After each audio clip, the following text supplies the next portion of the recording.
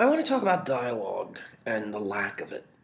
I am really attracted to books that don't have any dialogue in them. My first book that I read that didn't have any dialogue in it, that I can remember, and I'm sure there were books that I read as a child that didn't have dialogue, was a novel I read when I was in graduate school by the writer David Malouf called An Imaginary Life, which is a fictionalized account of Ovid and the feral child.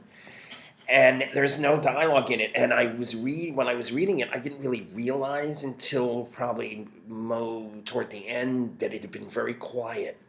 That book, the beauty of the book had a lot to do with the quietude, but also the fact that that there was no dialogue in it, which is something that I wasn't even aware of until the silence of no dialogue sort of enveloped me and informed the meaning of the text.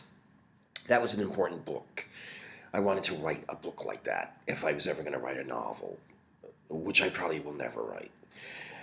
Short stories don't have a lot of dialogue in them, and yet I think it's a valid and probably not only valid, it's probably the hardest thing to write. And many short stories have no dialogue in them.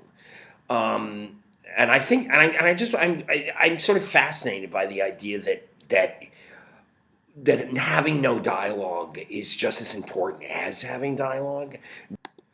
Just the same way in life that talking is just as important as not talking, and not talking is probably even more important than talking.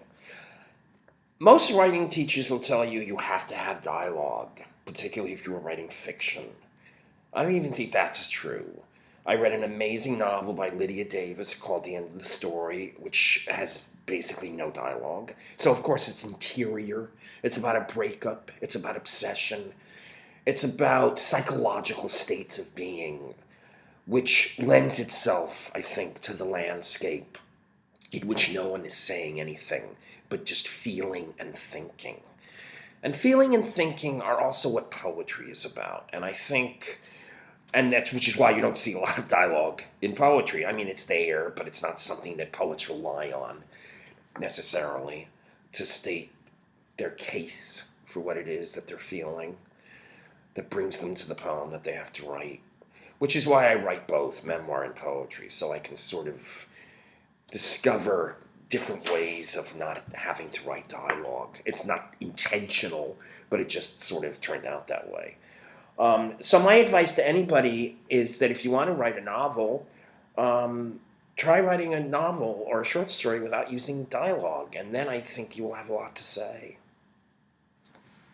And that's my first blog on video.